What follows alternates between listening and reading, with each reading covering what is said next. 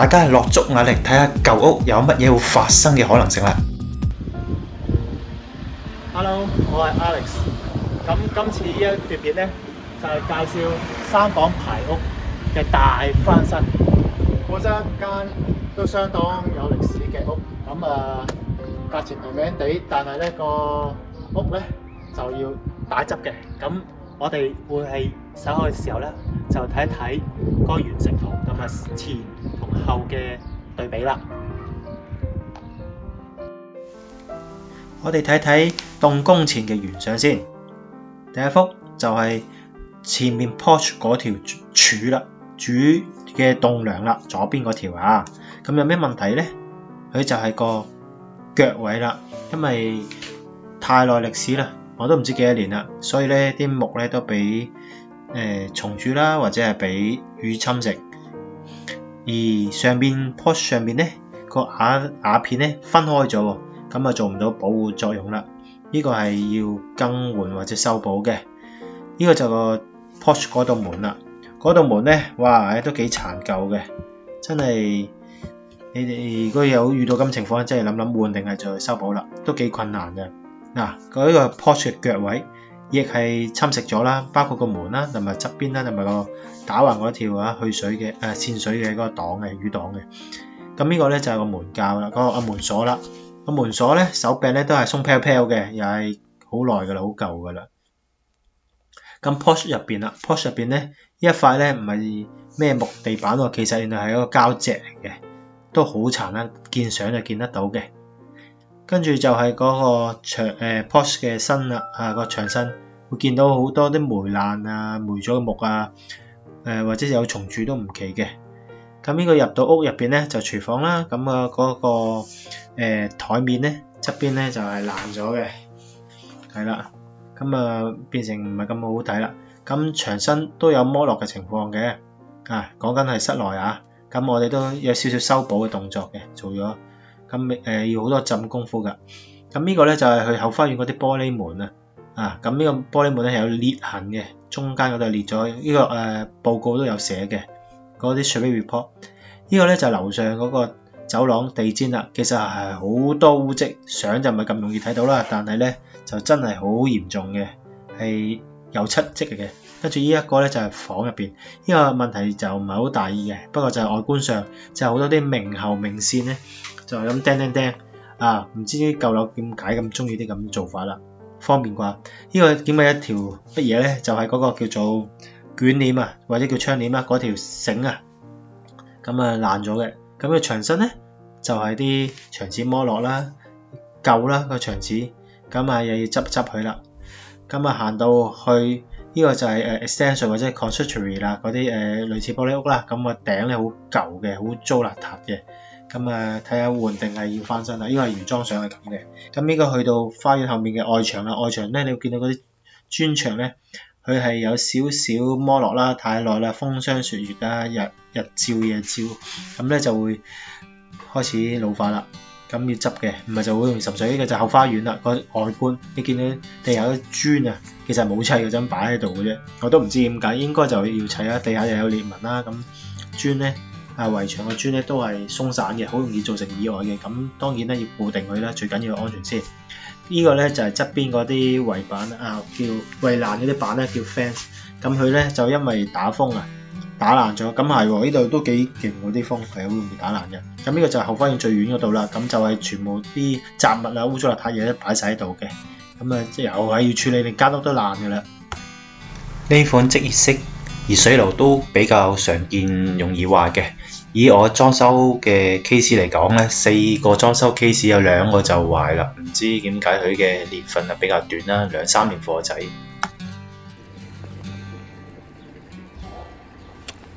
大家唔好以為我喺度飲杯嘢偷懶其實咧做完部分工程咧，中間都係要每個工序停一停休息下嘅。如果唔係咧，個身體唔襟玩嘅，機器都會壞。啱啱我做完嗰啲地磚嘅掃口，所以有時間去唞一唞啫，轉頭就會散一散，做埋其他嘅工序嘅。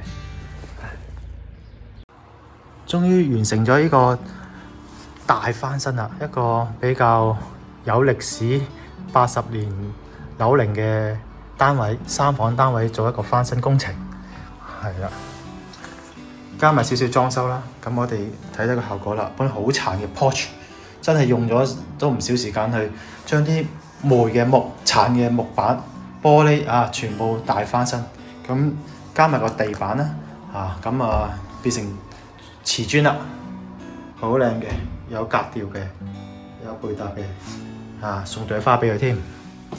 好啦，咁入到屋入邊啦，全屋又有咁滯噶啦。好，一入嚟咧，左手邊咧就係個廁所，個廁所呢個咧擺喺下層嘅。好啦，咁當然啦，入邊用過嘅馬桶啊，入邊配件咧，其實係驚舊啊嘛，舊咁我哋換咗佢啦，換個新嘅。呢個冚蓋又有一個衞生問題啦，個馬桶蓋係啦，咁都係換個新嘅，new 嘅寫住，有啲點綴啦。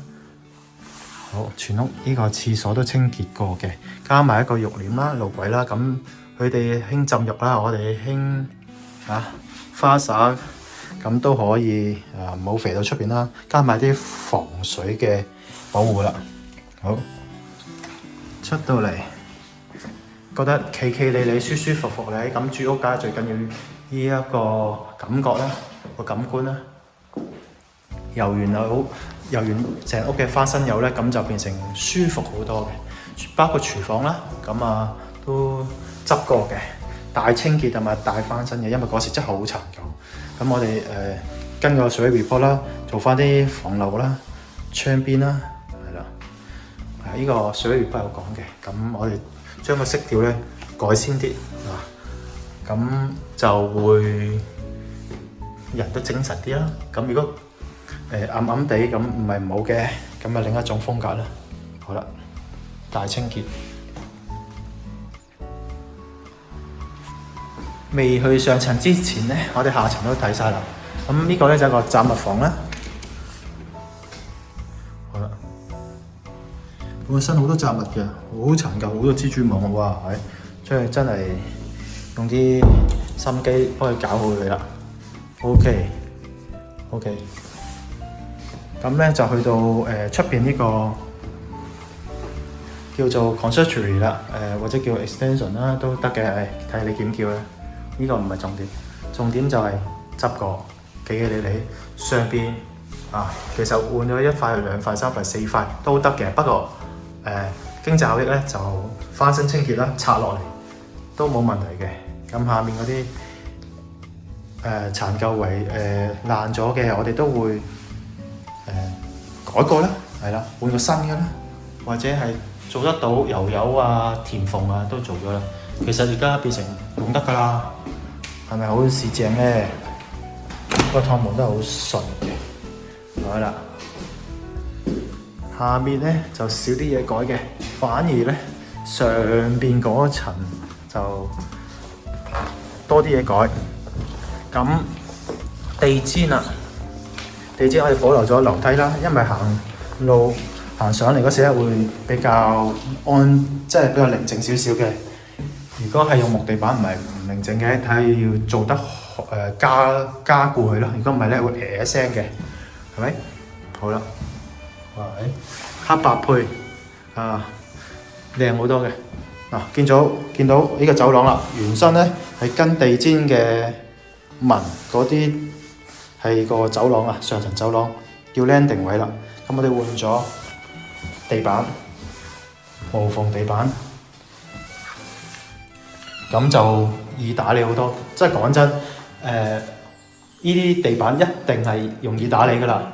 不過咧，地氈都有個好處就係靜啲咯，咁睇你取捨啦，同埋暖啲咯。咁外國人啦或者英國人啦咁啦就中意地氈多啲，我哋香港人中意可能木板多啲啦。問多幾家人都話木板易清潔啊嘛，係啦。Anyway up to you 啦。呢一間本身係粉紅色嘅房，我哋將佢又做象牙白啦，咁企企理理。本身有窿嘅木咧，我哋都係修補完啦，成埲牆都冇晒咯 ，OK 㗎，好用得。而且個窗簾又換個新嘅咧。嗱，我哋全屋嘅手教啊都係全新嘅。咁啊，其實有啲嘢咧小改變啊大改善，呢個我覺得最好嘅宗旨嚟㗎啦。咁咧就跟住就去隔離嗰間房啦。依間咧就有啲特色少少，用灰色做牆身，因為呢種灰又唔係話好又唔係好深，又唔係好淺。咁係一個比較特別嘅色彩嚟嘅。咁你會見到點解唔整光啲啊？因為呢間係睡房嘛，所以暗暗地。如果係想光嘅，咪拖個嗰啲叫咩企燈啦，或者換個大燈泡啲嘅燈泡咁就可以啦。咁我用翻原有嘅光度就算啦。咁本身呢啲咧，成屋都係啲明製明線嘅明喉嘅。咁會點做咧？我哋就將佢想叫做床後，或者係做個茄頂，即係包裝，睇邊樣方便啦。好，環保啲，睇完就熄燈啦。last 第三間房係咪？又唔同嘅喎，白色配藍色，咁啊原本色嚟嘅，咁啊我覺得幾好睇就 OK 啦。咁啊由翻白色嗰度咧就企企理理啦，又咁就乾淨翻啦。全屋 radiator 我哋都油過晒嘅，加多兩塊木，好似啲告示板俾佢中意貼下嘢，咁有特別啦，冇咁 dry 啦。咁呢一種鮮色嘅顏色配搭，牆身嘅鮮色配搭，白色溝藍色話好，全白好，同隔離灰色完全兩回唔同嘅 feeling 嘅。你會見到係一個就好似有啲特色啲好似唔識講啊，你可以諗到嘅咁呢一邊咧就係簡單啲，係啦，咁啊會光啲呢個我哋都係包咗啦，嗰邊係包灰色啦，剛才睇到，今次呢個包啲係米黃啦，係啦，奶白啊米黃色咁啦。好，呢個就係睡房啦。稍後我就會帶大家睇翻出邊花園完成嗰個畫面啦。呢間屋終於大功告成啦，包括個後花園。好啦，個後花園完成到就係咁啦。我哋 zoom 一 zoom 向左移 ，OK 噃，整齊咁排列好，哇，試正到揼一聲啊！好啦，睇埋呢個側門後花園出走廊嗰度，出街嗰邊嗰個都 OK 啊，真係唔同晒。以一間三房屋嚟講呢，咁佢後面個花園算企理理㗎啦，算唔錯㗎啦，個 size 可以以一啲位置啦，燒烤啦，或者茶聚啦。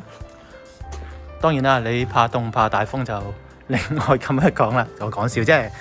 好啦，我哋再向前睇睇，佢呢種咧係鋪碎石，咁當然唔係就咁鋪啦，咁嘅碎石佢下面都加咗陣叫做防雜草嗰啲網啦，個 layer 啦，咁係減少咗雜草嘅，咁唔代表係真係可以100% 100% 係要好花功夫，嘥好多錢嘅。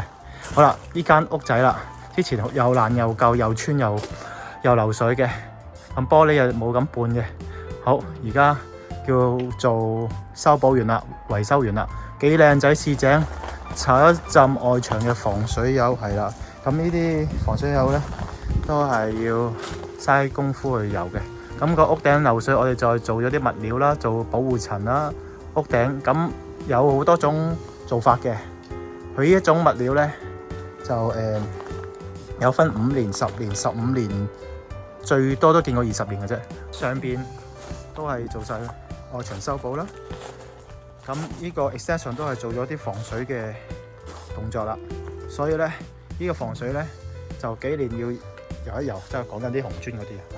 咁咧佢就唔做防水油，咁耐咗日子耐咗幾年後，或者10幾年後咧，你唔做保養啊，咁就會有風化啦，係咪？任何物料都係咁講噶啦。咁啊做咗保護，咁起碼佢保護玩幾年嘅，有啲寫2年，有啲寫5年，咁你睇你買邊隻啦，係啦。咁呢啲係基本嘢嚟嘅。咁好似咁講啦，嗰啲圍欄已經係做晒安全性啦，即係之前係有崩有裂嘅，咁簡單啲唔好話成個拆咗，就咁做修補嘅啫，係咁就黐翻穩佢啦，用啲英泥 OK 嘅，用得嘅，試正嘅，最緊要係咩啊？平靚正舒服。我哋先睇睇舊樓嘅好處啦。咁第一點就係相對新樓係便宜嘅，同一個 size 同一個地區嚟比較咧，真係平啲嘅。